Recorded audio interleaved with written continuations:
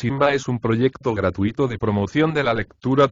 Ayúdanos a que nuestros libros lleguen a más gente compartiendo lecturas en las redes sociales. Si puedes y quieres, también puedes hacer una donación para mantener el proyecto y posibilitar que nuestra biblioteca siga creciendo. A secreto agravio, secreta venganza. Santiago Ramón y Cajal. Cuento índice primero. El Dr. Max V. Forschung, profesor ordinario de la Universidad de Würzburgo, Gemeinrat, miembro de la FIS, Gesellschaft, afortunado autor de brillantes descubrimientos fisiológicos y bacteriológicos, vivía todo lo feliz que pueden vivir los sabios a quienes desvelan y desasosiegan la fiebre devoradora de la investigación y el afán de emular gloriosas reputaciones. 50 años tenía, y era alto, enjuto pelirrojo, con ojos verdes llenos de bondad, labios delgados que expresaban la ironía, y palabra sencilla y precisa, como acostumbrada a traducir la verdad sin velos ni retóricos artificios. Visto de perfil, mostraba una de esas cabezas prolongadas en forma de martillo que parecen expresamente fabricadas para golpear obstinadamente en los hechos hasta arrancarles chispas de luz. Ligeramente agobiado de espaldas, y flaco de brazos y piernas, semejaba a la cepa en invierno. Como ella, ofrecía exterior seco y desapacible, y producía, llegado el calor del pensamiento, frutos bellos y sabrosos. En fin. Nuestro sabio, sin ser deforme y antipático, era lo bastante desgarbado y vulgar para no hacer del amor, cual la mayoría de los hombres, la perenne preocupación de la vida. Hallábase a la sazón Forschung en plena fecundidad científica. Cada 6 meses descubría un microbio patógeno, y cuando, por excepción, no hallaba nada nuevo, sabía demostrar, C por B, que los microbios descritos por los bacteriólogos rivales eran miserables bacilos descalificados o embolados, incapaces, por ende, de virtud patógena en el hombre y en los animales. Ya se comprenderá que semejante aseveración no agradaba a los adversarios del maestro, que hubieran preferido topar con gérmenes morbosos capaces de llevar la desolación a media humanidad. Durante medio siglo Forschung permaneció célibe, porque no tuvo tiempo de enamorar a las mujeres ni entró en sus cálculos complicar la vida con el cuidado de hijos y esposa. Y, sin duda, habría continuado indefinidamente soltero, y probablemente dichoso, si el pícaro Cupido, intrigando a hurtadillas de Minerva, no le hubiera inoculado la terrible toxina del amor. Miss Emma Sanderson, americana, con 24 años, lozana, rubia y apetecible, y, por añadidura, doctora en filosofía y medicina por la Universidad de Berlín, fue la encargada por el destino de despertar en el candoroso sabio los impulsos, un tanto adormilados, de la conservación de la especie. Disculpemos al enamorado cincuentón. En su lugar, ¿quién no habría hecho lo mismo? Al promediar de la vida se ponen tan fríos los laboratorios y tan egoístas los amigos. Y además, mediaban circunstancias atenuantes, porque la citada Emma, aparte de ser huérfana, lo que no me negarán ser excelente condición, y poseer una belleza sana, arrebatadora y coruscante, tuvo el capricho, verdaderamente diabólico, de constituirse en ayudanta privada del profesor, quizá con el propósito, esto se decía al menos, de estudiar y dominar los preciosos métodos de investigación de Forschung y exportarlos después a la libre América sajona. ¿Qué había de suceder? Forschung deseó ardientemente conocer un nuevo terreno de cultivo del cual no tenía sino vagas y muy atrasadas noticias. Por su parte, Emma acabó por persuadirse de que no era mal negocio llegar a ser la esposa de un príncipe de la ciencia, de un Gemeinrat, que ganaba 50.000 marcos anuales y usaba, además, el aristocrático bon delante de un nombre gloriosísimo y así, dejando a un lado preámbulos y gazmoñerías, aceptó la mano del sabio. Seamos imparciales. Confesemos hidalgamente que la gallarda americana distaba mucho de ser una ambiciosilla vulgar. Durante 2 años de cotidiana convivencia científica, de íntima comunión espiritual, Emma se prendó o creyó prendarse del prestigioso maestro. La gloria fascina a los espíritus esclarecidos y cultivados, y la simpática doctora, que había perfumado con su belleza estufas y autoclaves, microscopios y matraces, acabó por tomar cariño a aquel Edén microbiano, donde tantas veces había sonado el excelso fiat lux de la creación científica. Es preciso reconocer, y lo decimos con envidia, que el protagonista de esta historia logró una dicha rara vez otorgada por la fortuna. Gran ventura juntar en un solo cuerpo esposa y ayudanta, confidenta del espíritu y de los sentidos, consejera sagaz capaz de comprender las zozobras del alma, en esas horas de angustia en que el microscopio parece tenebroso pozo y la estufa caja de Pandora, y ejecutor fiel y rapidísimo de las intuiciones experimentales. Pero no nos distraigamos. Una vez casados, se guardaron mucho los novios de incurrir dicho sea en su descargo en la horrible cursilería de pasar la luna de miel en París o Suiza, como cualquier matrimonio burgués de 3 al cuarto, o el comis voyageur, que aprovecha para el viaje de novios el billete a Moitié-Prix. Antes bien, decidieron utilizar el ardoroso entusiasmo de los primeros meses para realizar una científica, fecunda e interesante exploración. Y así, pertrechados de los instrumentos de trabajo, recorrieron Grecia y Egipto, Siria y Persia, teniendo la suerte de hallar y cultivar juntos varios microbios virulentos. Entre otros, cierto bacilo inédito, responsable de graves dermatosis de los indolentes pueblos orientales. Repatriados que fueron, prosiguieron con más ahínco y fervor, si cabe, sus investigaciones sobre la biología del nuevo parásito. Descubrieron un suero eficaz contra sus efectos, y publicaron, en fin, una extensa y luminosa memoria, ilustrada con espléndidas cromolitografías en los Zeitschrift für Hygiene und Bakteriologie. Casi al mismo tiempo de aparecer tan interesante comunicación, la gallarda y animosa colaboradora daba a luz otro microbio, es decir, un niño robusto y hermoso, como incubado al fin por el ardiente sol de Palestina, y no hay que decir que el retoño recibió el nombre de Max, y el microbio el de Bacillus andersoni, en honor de la simpática compañera. Había llegado el doctor Forschung al cenit de sus aspiraciones. 4 cosas había que llevaban su nombre. Un microbio patógeno, no confundirlo con el recién descubierto, un hijo, una mujer guapa y una calle de la ciudad nueva, la elegante Forschungstrasse, plantada de copudos chilos, como la tan conocida Unter der Linden, de Berlín. ¿Qué podía pedir más? ¿Tener envidiosos? Los tenía a docenas. ¿Adversarios encarnizados? No carecía de ellos. Nada faltaba a su gloria y, más que la desgracia.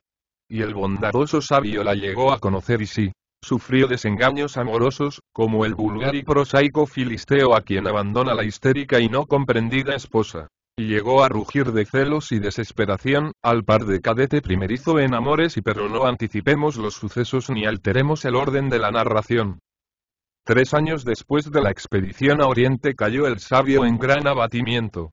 Polémicas científicas no exentas de acrimonia y de personalismos, entabladas con insolentes contradictores, que no podían perdonarle el haber relegado sus adoccenadas figuras a segundo término. Profundas meditaciones y porfiados experimentos para reconquistar la embriagadora actualidad habían minado su salud y agriado su carácter. La fiebre devoradora de la nueva verdad, el afán de sorprender el hecho decisivo, salvador para su teoría, aplastante para los adversarios, llegó a convertirse en una obsesión angustiosa. Ante ella, ¿qué significaban los demás sentimientos? Y, según suele acontecer, la hoguera del entendimiento restó combustible a las ofrendas del amor. Es preciso reconocer que a los 53 años, y con mujer joven y bonita, el culto excesivo de la ciencia es un tanto peligroso y bien a su costa aprendió Forschung esta triste verdad. Pero relatemos ordenadamente los hechos. Comenzó nuestro sabio por notar que el ambiente afectivo del hogar había cambiado para él.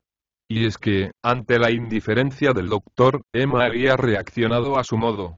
A las impetuosas fugas del sentimiento sucedieron una frialdad y una reserva que inquietaron profundamente al sabio.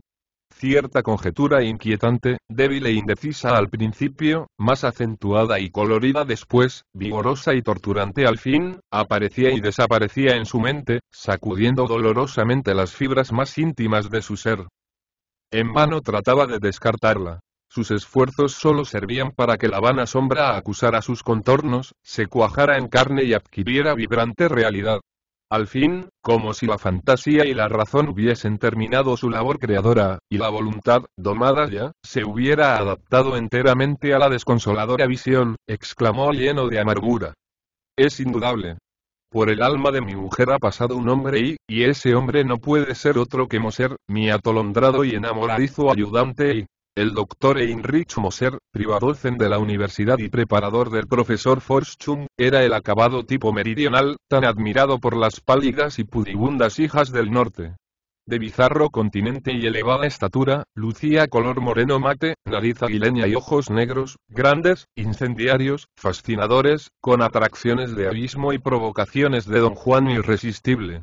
Toda su morena y arrogante figura parecía formada expresamente para realizar con un fondo de sombra y de misterio, los nítidos y rosáceos fulgores de la rubia carne sajona. Para acabar el retrato, mencionemos su cabellera negrísima y rizada, excelente marco decorativo de impecable gusto, y una barba puntiaguda, acicalada y en bucles, que daba a su fisonomía un no sé qué de hierático y augusto. Ese aspecto de las testas orgullosas, correctas y solemnes de los soberanos de Asiria, tal como aparecen en los bajorrelieves de Nínive. Sin duda por esto sus amigos de brasería apodaban a Moser el terrible Asurbanipal. Quizá el tiempo, que todo lo gasta, y las preocupaciones científicas, que son el mejor derivativo de las almas atribuladas, hubieran acabado por borrar del ánimo de Forschung la inquietante conjetura si la providencia, que gusta disfrazarse de casualidad, no hubiera hecho surgir al infame delator. ¿Y quién fue este? En un laboratorio, ¿quién podría ser sino el terrible microscopio? Un día, trabajando aislado en su laboratorio, vio el doctor, lleno de asombro, sobre el cristal opalino que le servía de fondo para dar resalte a las preparaciones, dos cabellos largos, lacio y rubio el uno, ensortijado y negro el otro, y enlazados en íntimo y redoblado abrazo y... Claro es que el hecho en sí no tenía nada de particular. Aquel laboratorio era visitado diariamente por multitud de estudiantes adornados de cabelleras de muchos colores. Lo sorprendente, lo desconcertante para el pobre Forschung, fue que el cabello negro, visto al microscopio, coincidía exactamente en dimensión, color y longitud con el del ayudante Moser, mientras que el cabello rubio correspondía enteramente a las áureas y espléndidas hebras de la crinicha de Emma. Si cupiera alguna duda sobre la procedencia de los citados filamentos, la habría disipado el resultado del análisis microscópico. En el oscuro mostráronse algunas minúsculas gotas de esencia de bergamota, aceite favorito de Moser, y en el rubio viéronse restos de esencia de orégano, perfume preferido por Emma. Ambas esencias se hallaban en el laboratorio, donde, según es notorio, se emplean para aclarar los cortes histológicos. Pero lo que sacaba de tino al desdichado sabio era la postura acusadora, la íntima trabazón de las dos hebras. Amargas y abrumadoras suposiciones iban y venían por la mente de Forschung, estremeciéndose por sacudidas trágicas. Ya no era posible vacilar. Aquellos abrazos y serpenteos de dos órganos microscópicos eran algo más que un símbolo.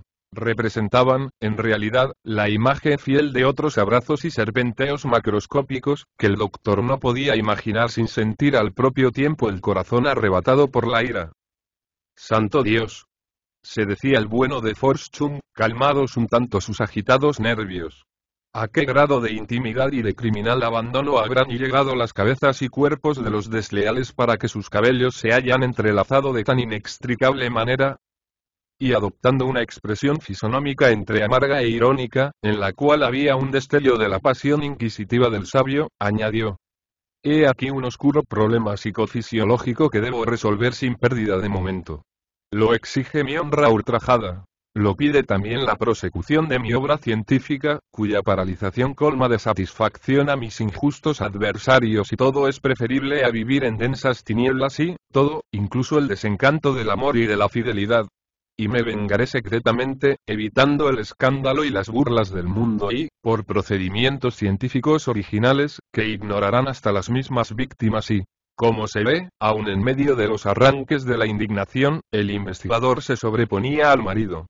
La idea de caer en la vulgaridad, vengando el ultraje al honor conyugal según la fórmula muscular del hombre de la edad de piedra, es decir, apelando a reacciones motrices violentas compartidas con toda la animalidad, lastimaba infinitamente su amor propio.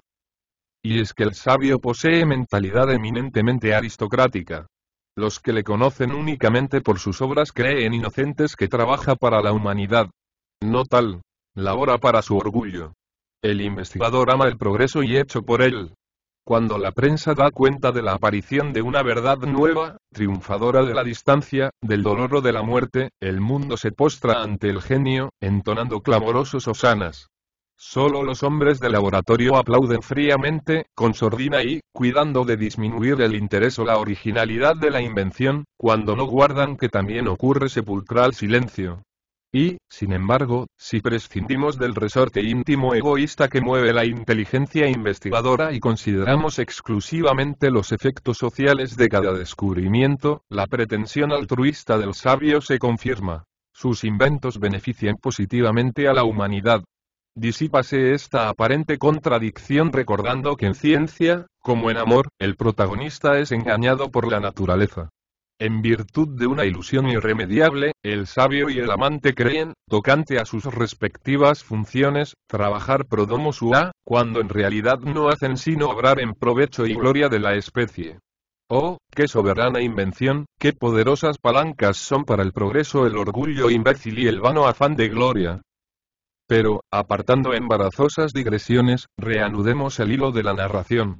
Habíamos quedado en que el atribulado Forschung sospechaba de la lealtad de su esposa, y que, trastornado por su calenturienta imaginación, al fin, imaginación de sabio, daba como reales las más livianas y criminales complacencias.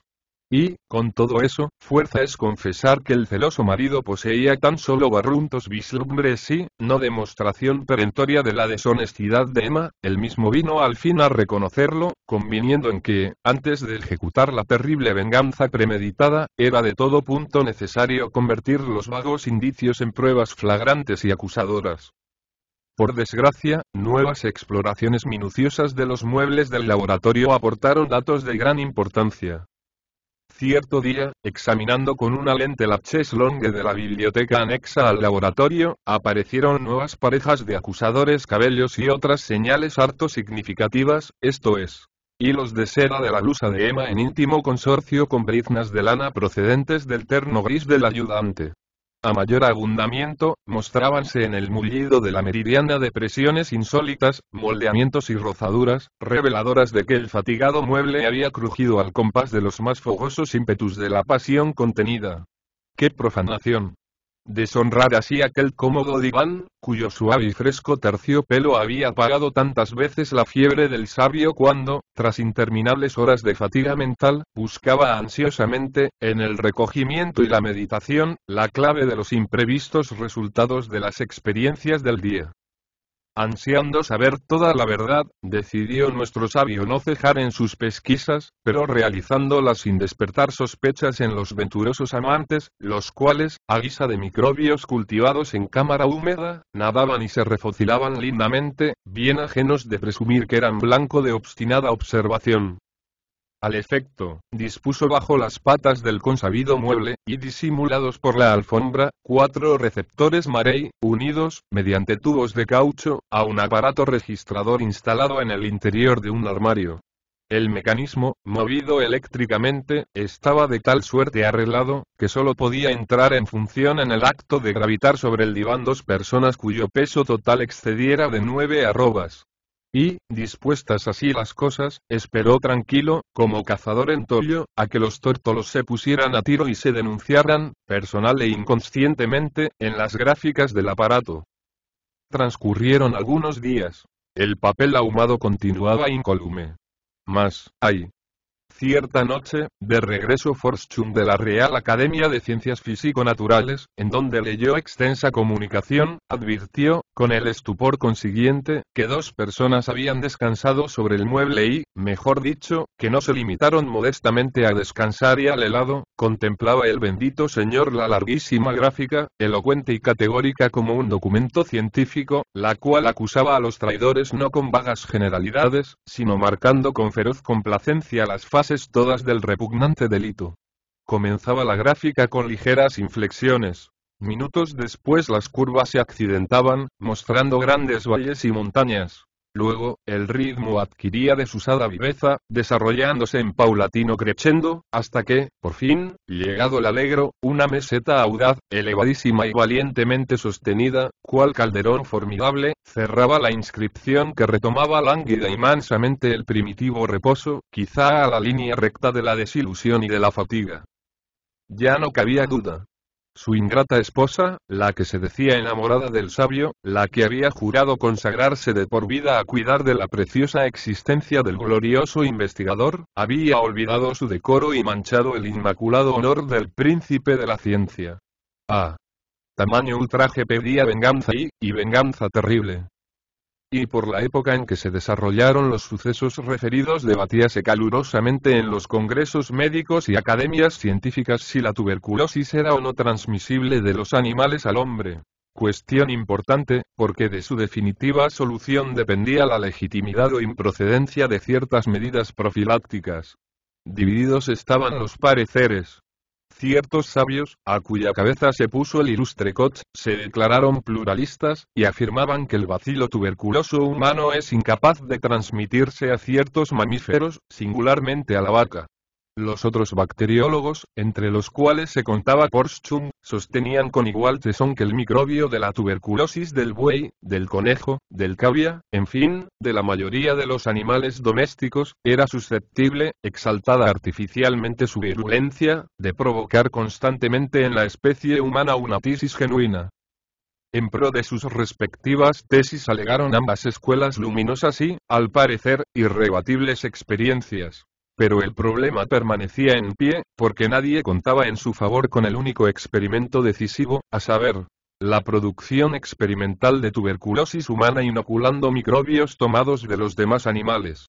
Naturalmente, respetables sentimientos de humanidad y de moral científica vedaban la ejecución de tan radical y temerario experimento. Adivinará, sin duda, el lector, después de lo expuesto, cuáles eran las intenciones del rencoroso Forschung. Convertir en conejos, en animabili, a los atolondrados amantes. Pero el astuto del doctor imaginó la experiencia de suerte que, sin perjuicio de su alcance científico, constituyera una prueba acusadora e irrefragable de la culpabilidad de los adúlteros. He aquí de qué ingeniosa manera puso en práctica su maquiavélico plan. Las más de las tardes, terminado el trabajo experimental, Moser, el ayudante, pegaba y rotulaba las etiquetas de las preparaciones y tubos de ensayo, faena que, a fin de evitar confusiones, con nadie compartía. Ahora bien, una noche recogió el profesor todas las etiquetas no utilizadas y se entretuvo en cubrir mañosamente el lado engomado con cierta solución de gelatina salpicada de finísima picadura de cristal y de gérmenes muy virulentos de la tuberculosis de la vaca y esperó, con la cachaza del pescador de caña, el resultado del terrible experimento. Los efectos no se hicieron aguardar y a los 20 días de puesto el cebo, tuvo Forschung la viva satisfacción, como hombre de ciencia, naturalmente, de sorprender en los labios y punta de la lengua de Moser unas pequeñas pápulas de aspecto de tubérculo incipiente, a las que el infeliz ayudante, engañado por la exigüidad e indolencia de la lesión, no prestó ninguna atención. En el atolondramiento causado por la alegría de haber conquistado importante verdad científica la transmisión al hombre de la tuberculosis bovina, tentado estuvo Forschung de examinar microscópicamente el nódulo inflamatorio para ver si se presentaba el bacilo de Koch. Pero comprendiendo cuán imprudente hubiera sido semejante examen, renunció a él, limitándose a su papel de observador meramente clínico. Y para que nuevas fortuitas inoculaciones no vinieran a complicar el resultado y a poner quizá sobre aviso al descuidado mancebo, destruyó todas las etiquetas contaminadas, sustituyéndolas por otras inofensivas. Transcurrieron 20 días de mortal ansiedad, durante los cuales Forschung exploraba diaria y disimuladamente los labios y boca de su mujer. Comenzaba ya a arrepentirse de la mala obra hecha a su ayudante, cuando una mañana divisó en la comisura labial de Emma una pupa dolorosa, que resultó ser, analizada en secreto por el doctor, un genuino y característico tubérculo. Para colmo de evidencia, el método de coloración de Thiel-Nielsen denunció la presencia de numerosos ejemplares del microbio tisiógeno de Koch.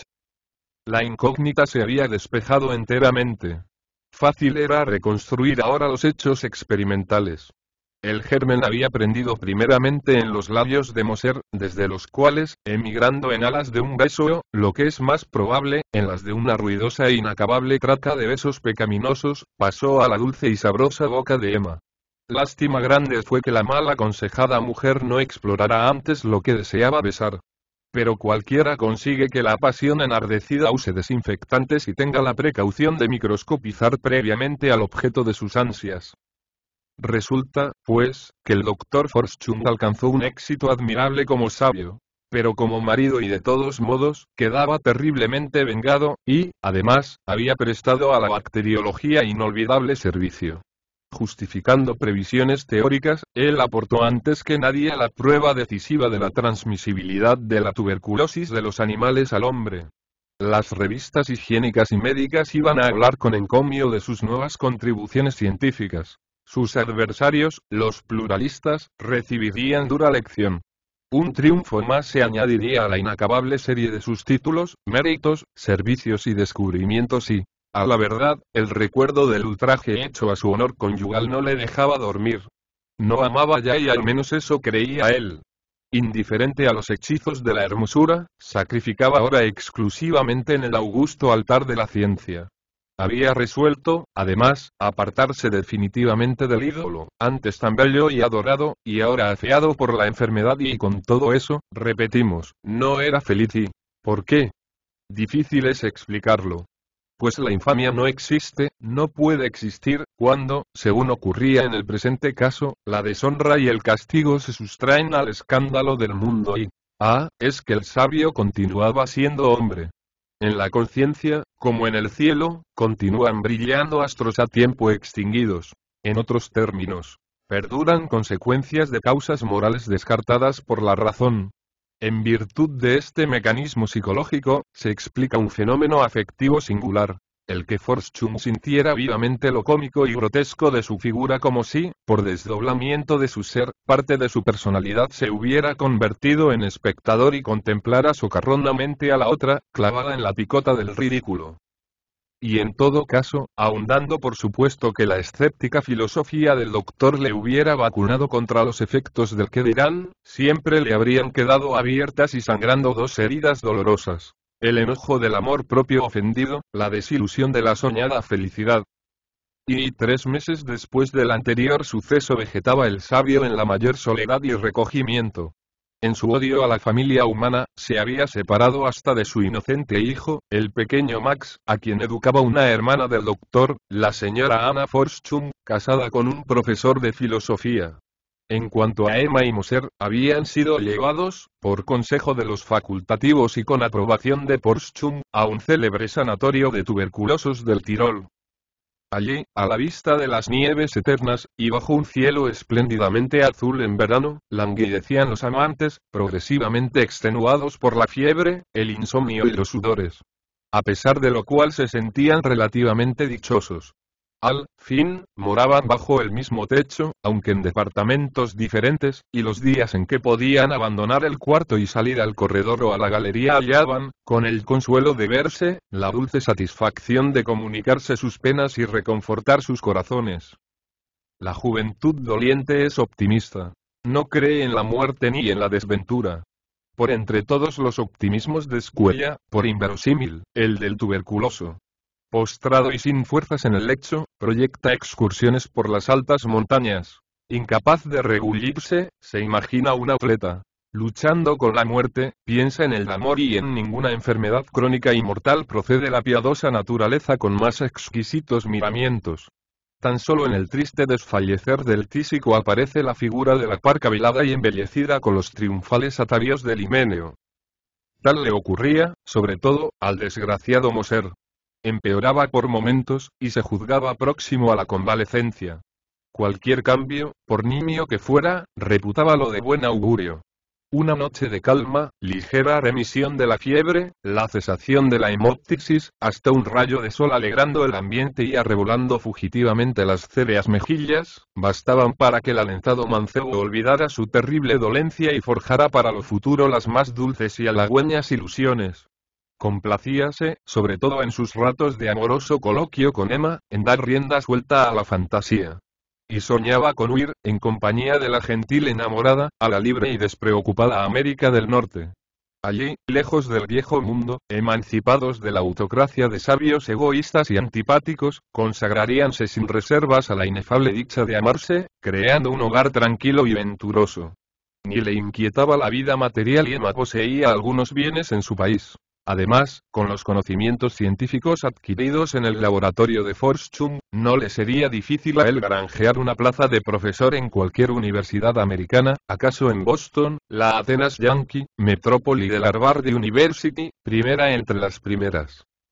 La simpática Emma, cuya belleza se había espiritualizado con el severo buril de la fiebre, asentía dulcemente a los alentadores proyectos de Moser. Pero, a decir verdad, sin grande entusiasmo, como quien se reserva el derecho de cambiar de opinión. En realidad, no participaba de las risueñas esperanzas del amante. Una vaga inquietud, una indefinible tristeza embargaban su alma, cortando el vuelo de sus dorados ensueños. Por otra parte, la idea de abandonar para siempre al hijo de sus entrañas, traicionando descaradamente al sabio bueno y generoso cuyo glorioso nombre llevaba, la hacía estremecer de horror. Además, podría abrigar esperanzas de curación definitiva. Al mirarse diariamente al espejo veía, descorazonada, que la calentura había hundido sus ojos, nimbándolos de azul, y que las rosas de sus labios se habían trocado en azucenas. Verdad es que, desde hacía 2 o 3 semanas, se sentía mejor y recobraba fuerzas. Pero cuán lentamente. Una mañana de septiembre, precedida de una noche de tenaz insomnio y fatigosos y pertinaces accesos de tos, encontró Moser a su amante en la galería. Adelantáronse instintivamente hacia la balaustrada y, cogiéndose las ardorosas manos, pasearon su mirada por el grandioso panorama de los Alpes. Eran las 9 de la mañana. El sol, brillante y dorado, se elevaba majestuosamente sobre el horizonte, entibiando el ambiente e hirviendo hierbas y flores. Erguidos oblicuamente por los amarillentos rayos, refulgían los glaciares con tonos ebúrneos, mientras que en los profundos repliegues de la nieve respetados por el sol reflejaba el cielo tonos azules. Oíase a lo lejos el sordo rumor de los despeñados arroyos y el mugido atronador de las cascadas, y más cerca, al pie de la colina en que se levantaba el sanatorio, sonaba el hacha del leñador, cuyos golpes, acompasados y secos, estremecían la selva y arrancaban ecos lejanos de las ingentes peñas. Remontando el valle por el vecino camino, venía guiando una carreta de bueyes robusto aldeano, la garganta y los brazos al aire, y en cuyos músculos, dorados a fuego de sol, brillaban, como en broncínea estatua, metálicos reflejos, y detrás seguía tropel pintoresco de muchachas frescas, rozagantes y alegres, cargadas con pesados cántaros de leche. En fin. A la derecha, en el arranque del sendero de las neveras, un grupo de excursionistas preparaba sus arreos para lanzarse a la conquista de los picos gigantes, silenciosos y augustos, bajo su milenaria túnica de nieve inmaculada y aquel latir de sangre roja y rebosante, aquel rumor de vida potente, de vibrante energía humana, produjo, por acción de contraste, penosa y melancólica impresión en el ánimo de Moser. En cuanto a Emma, sombría tristeza velaba su frente.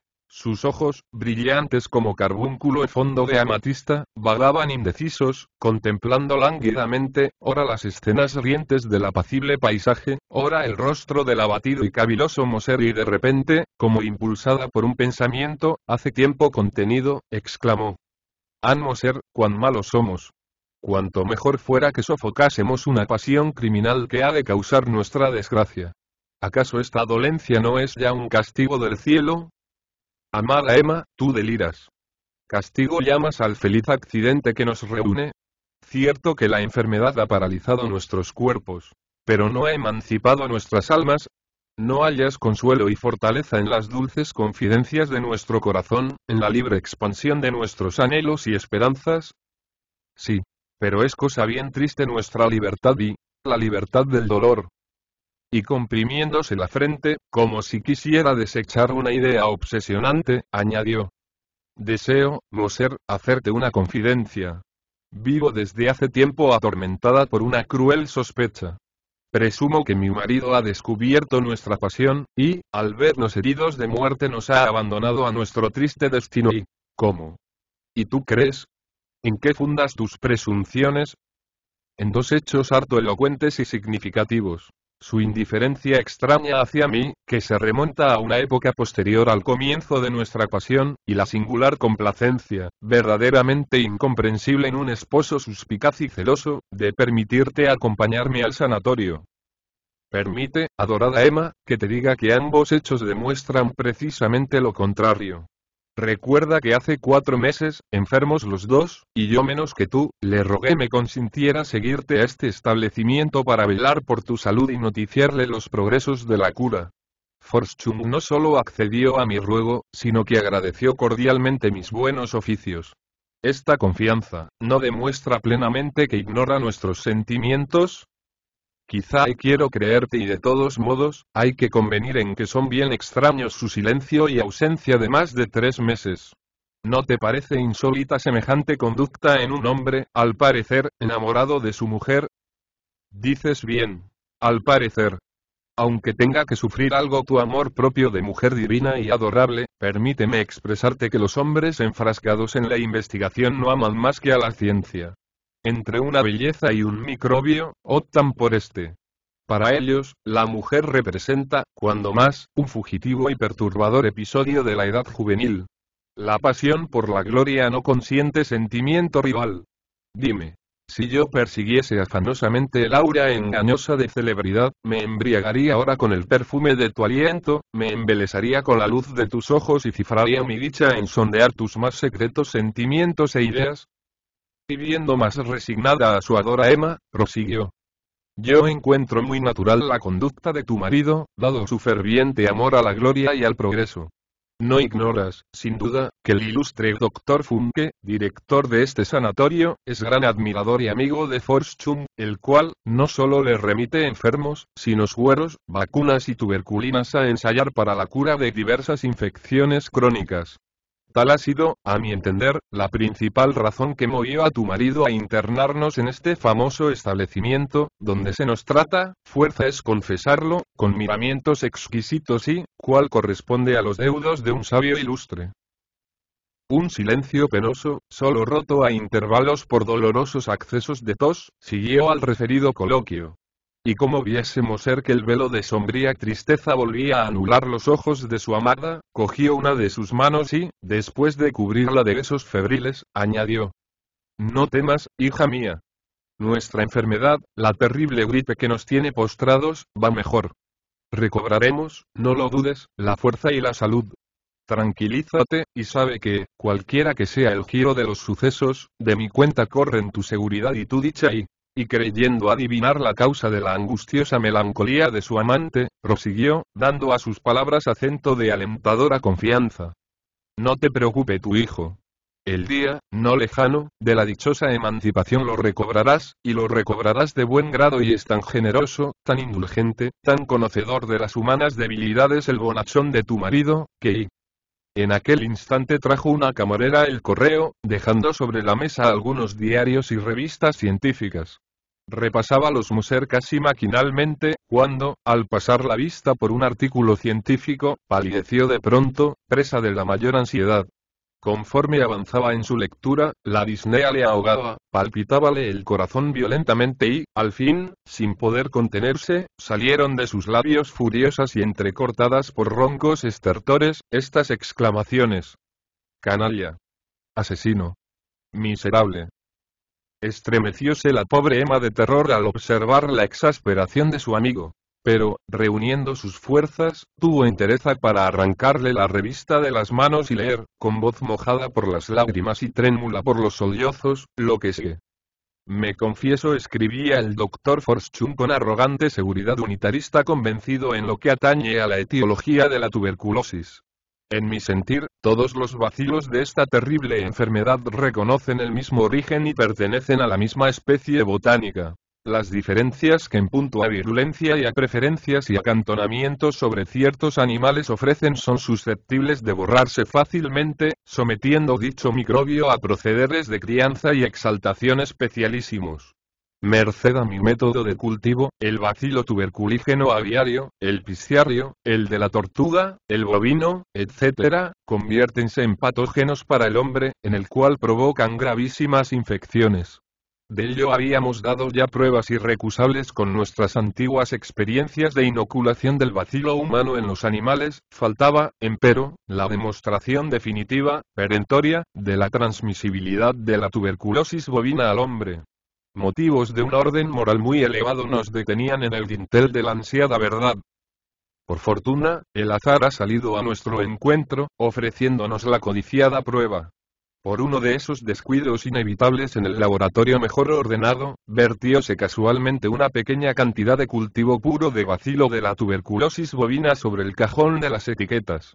Este cultivo era tan virulento, que un fragmento de gota mataba el conejo de Indias en pocos días, por septicemia, es decir, con una tuberculosis rapidísima, sin tubérculos, tipo Yersin. Un buey, un perro, una cabra, inoculados de igual modo, sucumbieron en menos de 8 días. Por desgracia, el infortunado mozo encargado de pegar las etiquetas, bien ajeno de la contaminación ocurrida, continuó, según costumbre, humedeciendo la goma con la punta de la lengua. A los 15 días del referido descuido mostró en los labios hinchados un genuino tubérculo miliar, seguido rápidamente, gracias a la irresistible virulencia del germen, de infartos tuberculosos submaxilares y metástasis en el pulmón.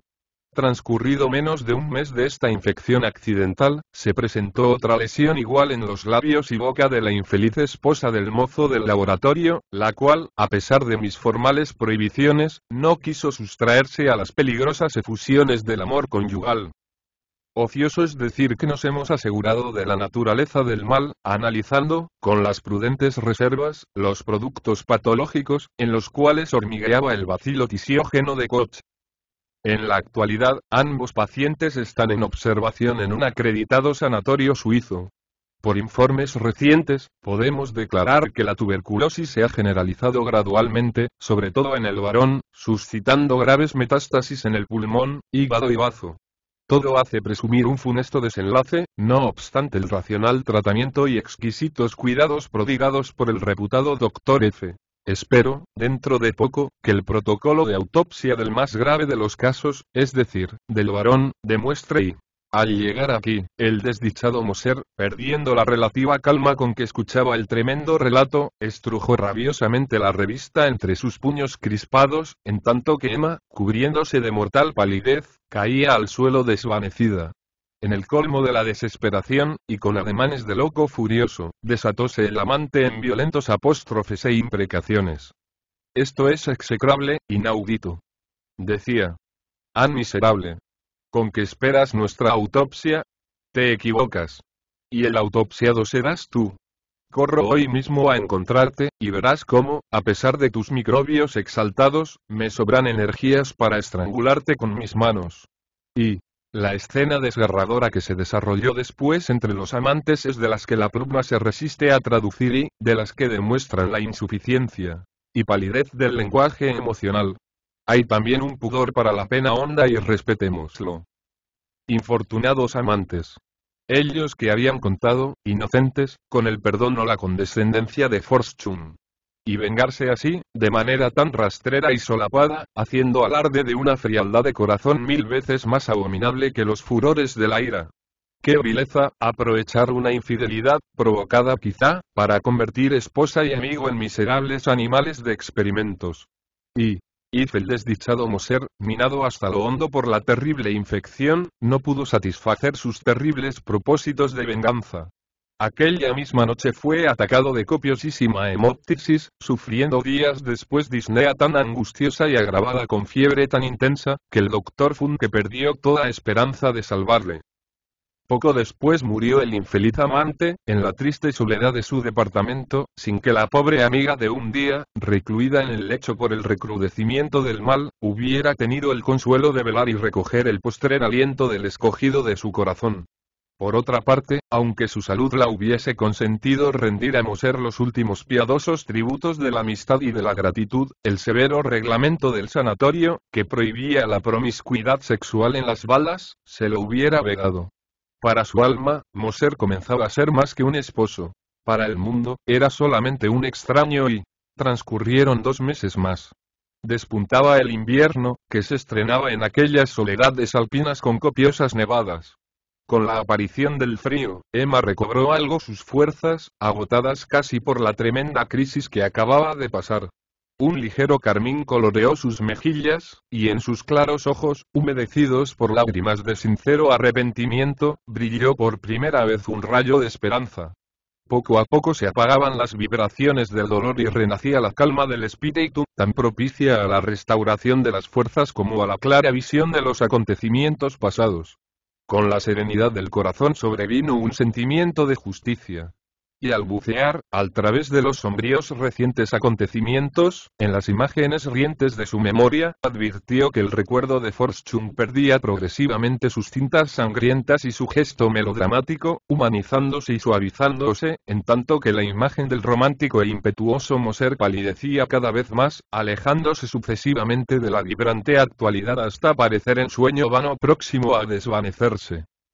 Impregnada de esa benevolencia precursora del arrepentimiento, llegó Emma hasta disculpar la sañuda venganza de su marido, tan fríamente imaginada como inexorablemente cumplida. ¿Acaso no ha tenido razón en el fondo?, exclamaba en sus soliloquios. Cierto que obró alevosamente, pero ¿no fue también alevoso el agravio? Hubo, sin duda, en Fortune arrebato y desproporción evidente entre la ofensa y el castigo, toda vez que yo no me abandoné ciegamente a los caprichos del amante y de todos modos, debió de haberse conducido con más prudencia, provocando una explicación de mi parte, y acaso pero seamos sinceros. Mi corazón no le pertenecía ya, y, tarde o temprano, la pasión contagiosa de aquel hombre ardiente, que me fascinaba con sus miradas y enloquecía con sus apasionados acentos, me hubiera conducido al deshonor y al escándalo y... Emma decía la verdad. En realidad, era menos culpable de lo que parecía.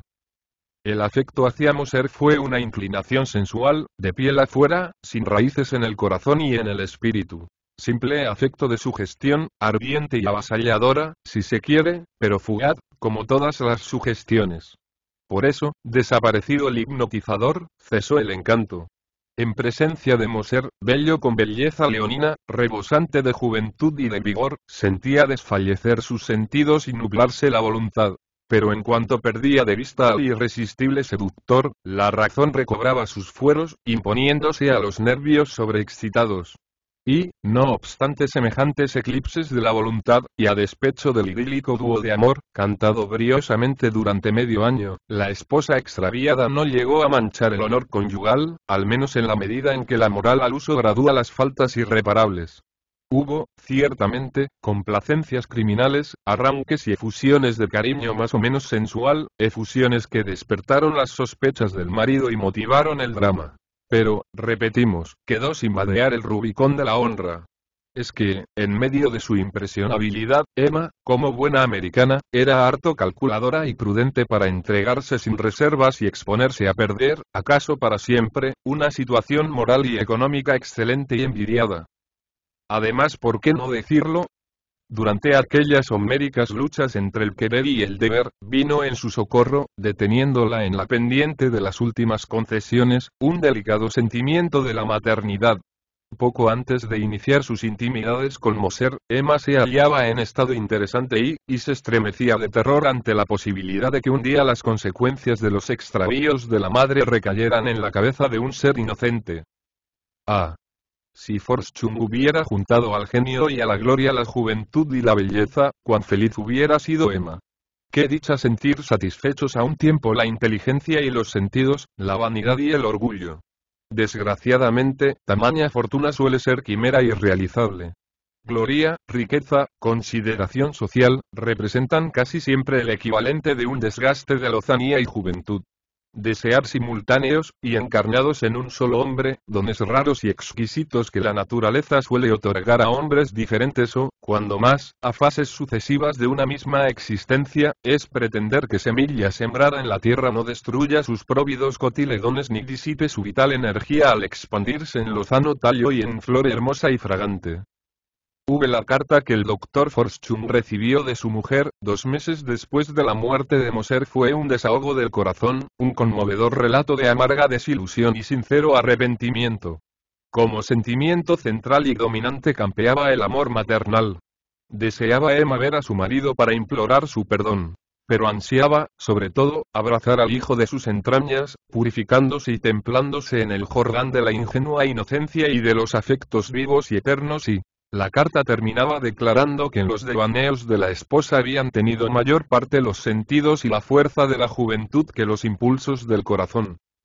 Solo la porción más débil y grosera de mi alma, le decía, estuvo a punto de rendirse. Pero lo mejor de ella, el amor y veneración al sabio ilustre, el culto a su nombre inmaculado, la gratitud y afección al padre y al esposo, se salvaron por completo. Si en algo pequé, harto castigada estoy. Soy absolutamente sincera. Cara a la muerte, ¿puede fingirse?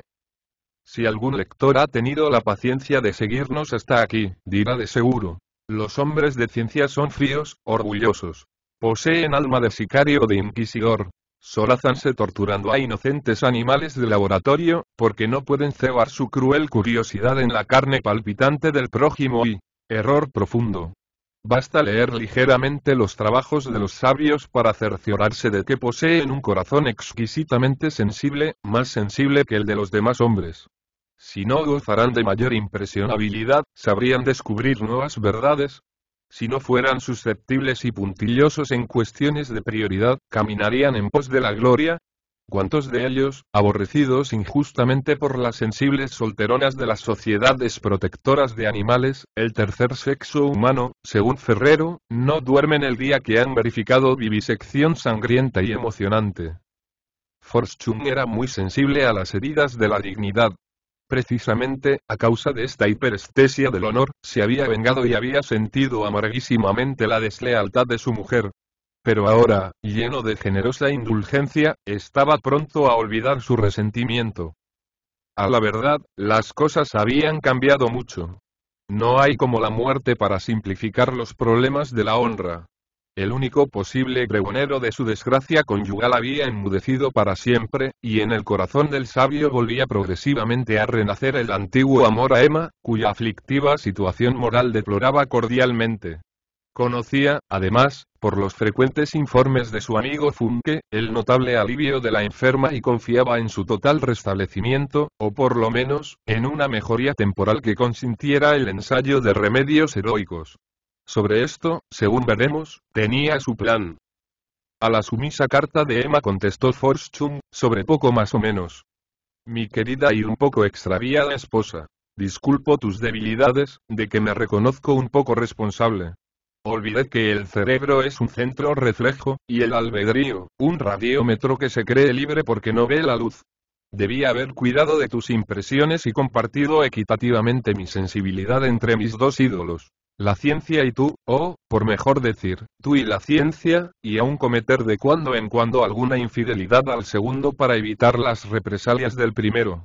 Tus claros ojos valían algo más que el ocular del microscopio, y tus pestañas merecían observación más atenta y ahincada que todos los vacilos y espirillos de mis cultivos. Pero en fin, aún puede ello enmendarse. Un descubrimiento prodigioso que acabo de hacer me asegura tu curación definitiva. Vivirás, pues, y gozarás de robusta salud y alegría para que puedas servir conjuntamente de testimonio del soberano poder de la ciencia y de la lealtad de tu arrepentimiento. Se me olvidaba. Dentro de pocos días llegaré con tu hijo al sanatorio. Vi, en efecto, cierta mañana del mes de febrero llegó el doctor en compañía del encantador Max, desarrollándose la escena que el lector puede figurarse. La pobre Emma tuvo la inefable fricción de estrechar en sus brazos a su inocente hijo y de recibir del padre irrecusables y conmovedores testimonios de indulgencia. Enternecido y ocultando furtivas lágrimas, Fortune llevó su piedad hasta imprimir un beso apasionado en los descoloridos y suplicantes labios de su esposa y... ¿Qué haces?, exclamó Emma, consternada. ¿Olvidas cuán contagiosa es mi enfermedad? No temas. Conozco harto esos microbios y sé el modo de refrenarlos. Traigo para ti, según te anuncié en mi carta, un suero antituberculoso, de cuya eficacia estoy absolutamente seguro. Es un secreto terapéutico que no he divulgado todavía y imaginabas que tu esposo te había abandonado, y te equivocabas de medio a medio. Desde el punto y hora que estalló tu enfermedad concebí la sospecha de que acaso tu culpabilidad no era tan grande como las apariencias mostraban.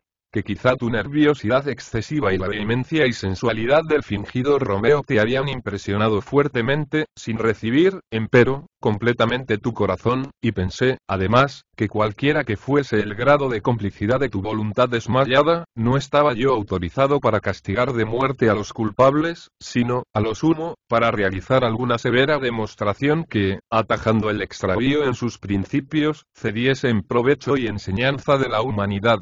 Solo en la guerra es permitido matar. Únicamente en la reñida batalla por la ciencia, librada en honor e interés de la raza humana, es lícito sacrificar a alguna víctima propiciatoria.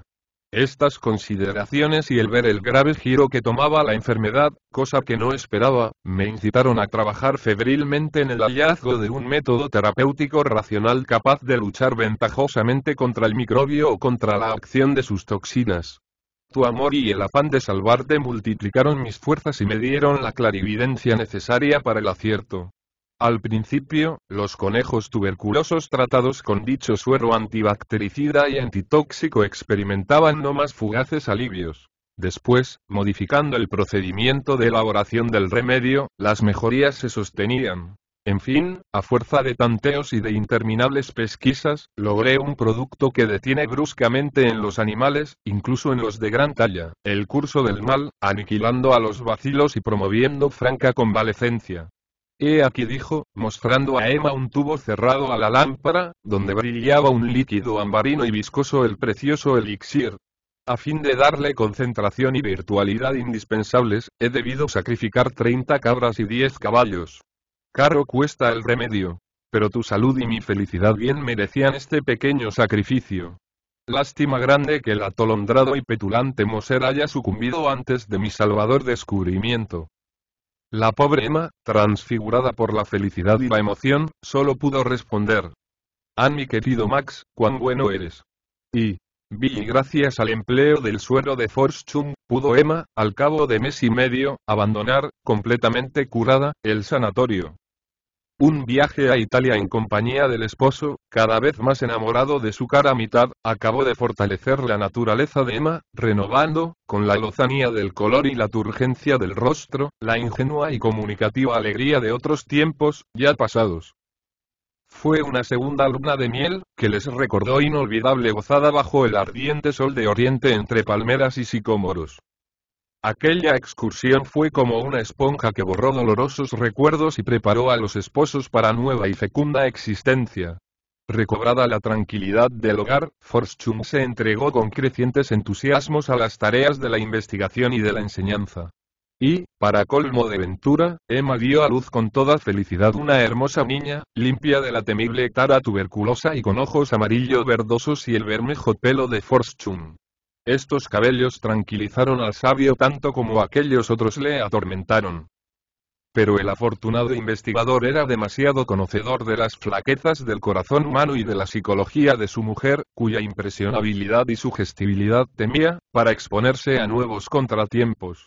Por prudencia, Emma dejó de asistir al laboratorio oficial y de alternar con los alumnos y ayudantes. Ocupábanle ahora las faenas y cuidados del hogar y la vigilancia y educación de sus hijos, dulces tareas de madre que ella no cambiara por todos los Mosers del mundo. Y en los ratos libres ayudaba solícitamente al sabio, ordenando la biblioteca, dibujando y fotografiando preparaciones microscópicas, consultando textos y monografías, para simplificar las pesquisas bibliográficas exigidas por las publicaciones de Forschung, y contestando la correspondencia. Esta actividad incesante, unida al desdén de las equívocas satisfacciones de la vanidad, descartaron de su alma enfermizos y peligrosos romanticismos. El amor de madre, precioso derivativo moral, amortiguó el ardor de sus sentidos que no se estremecían ya ante las subyugadoras miradas de los arrogantes lobelaces. A pesar de lo cual, repetimos, Forschung no se hacía ilusiones.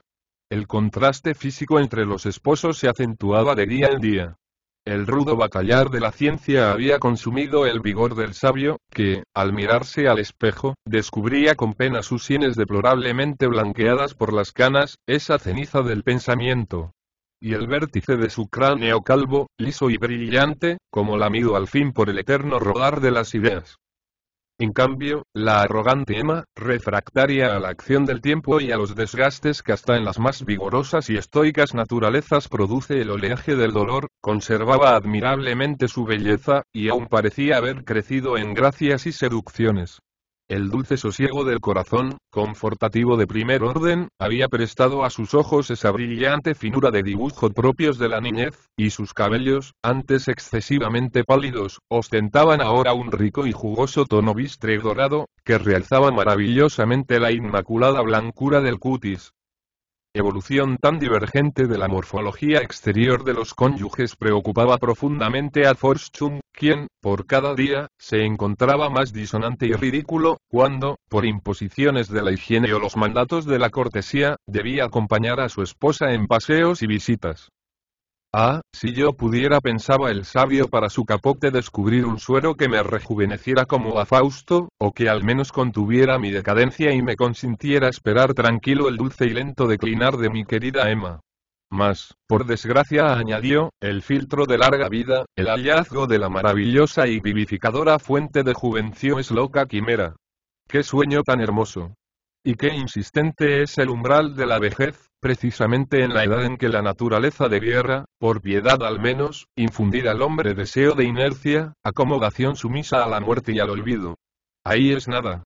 Remontarse desde la vecindad del mar de la muerte, por el río impetuoso del tiempo, hasta cerca de la montaña y pararse en las orillas del bullicioso arroyo de la juventud, es decir, enfrente de los más rientes y floridos vergeles y de las más luminosas y seductoras perspectivas.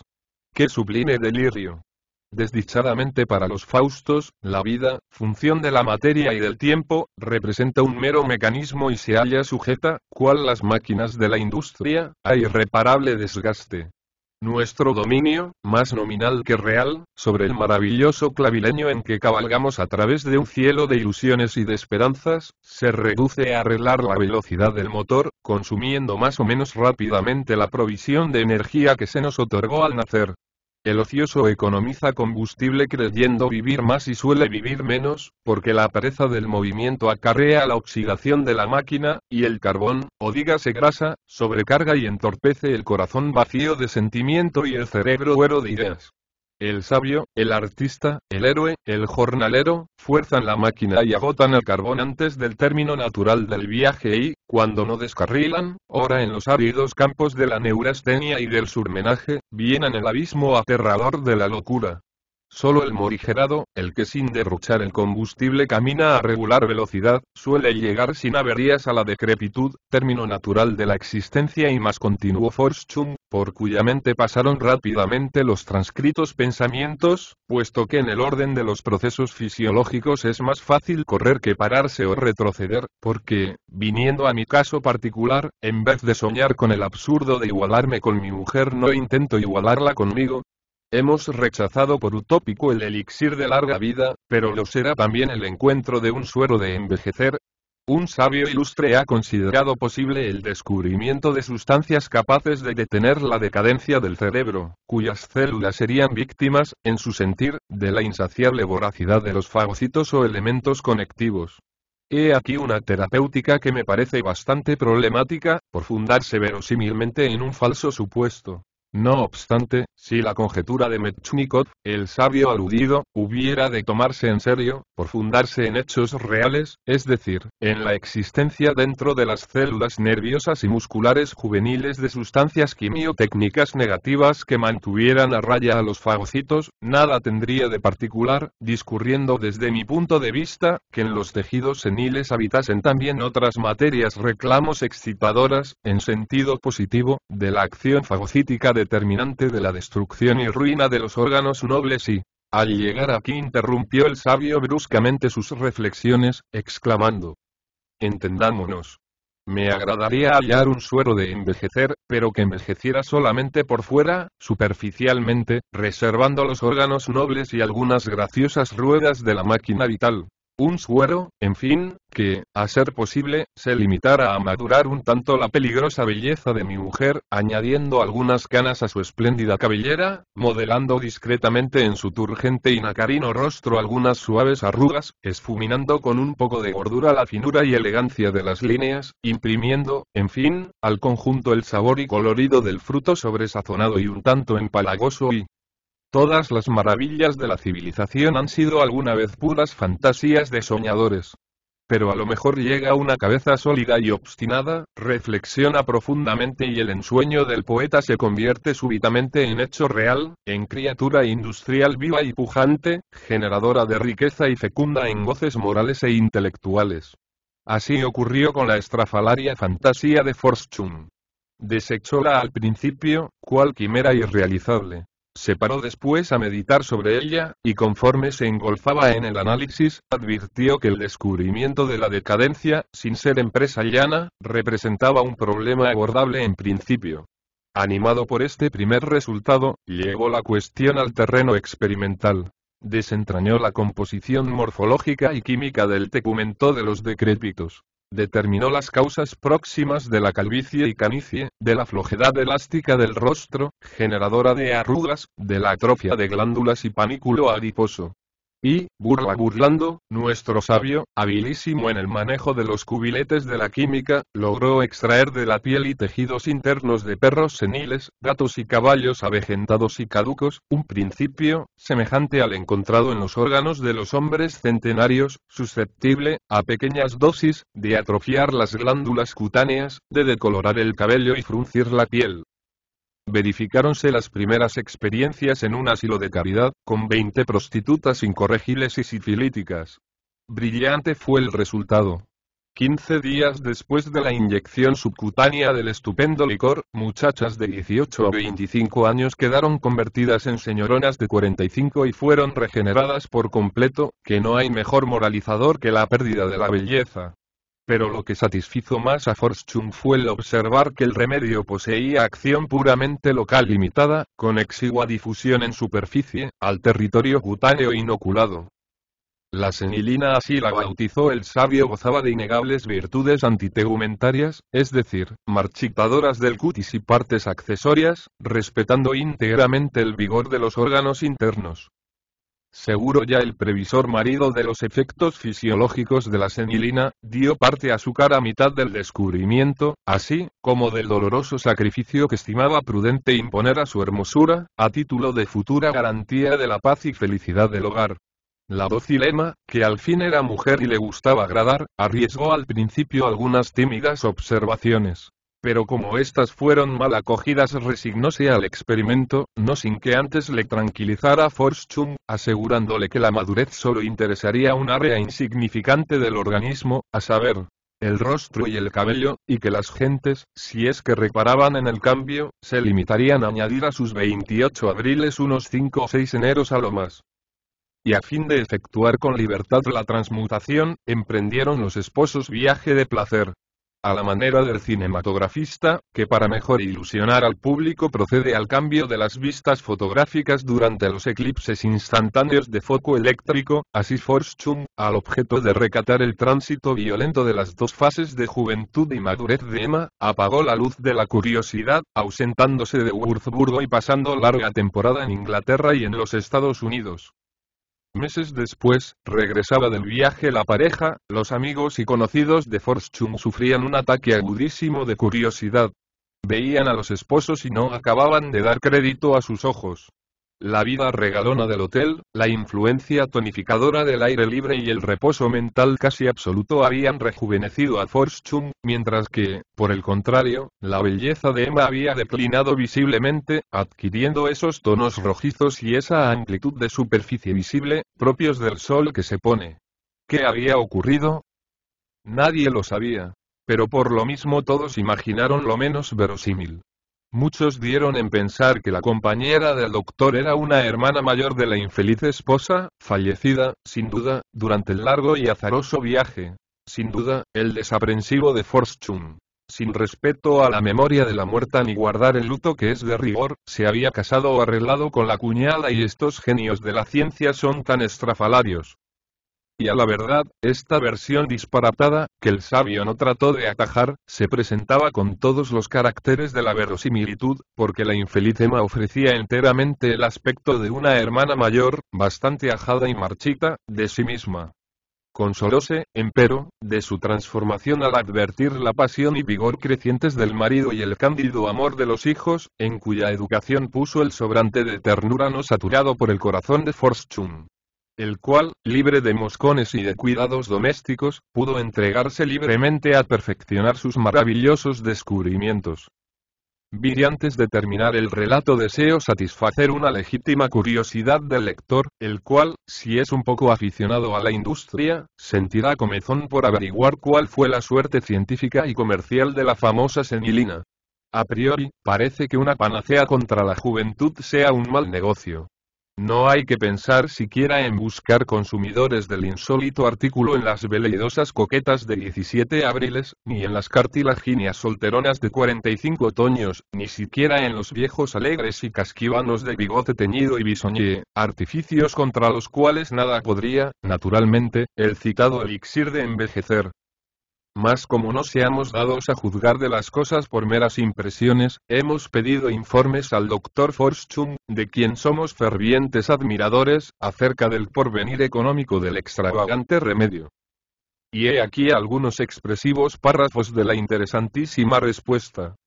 Creí en un principio, escribe Fortune, que la senilina, fuera del caso particularísimo para que fue imaginada, constituiría una mera curiosidad de laboratorio, uno de tantos cuerpos orgánicos en ina descubiertos por la síntesis química, y que, faltos de aplicación industrial, duermen el sueño de los justos en los polvorientos anaqueles de las fábricas de productos farmacéuticos.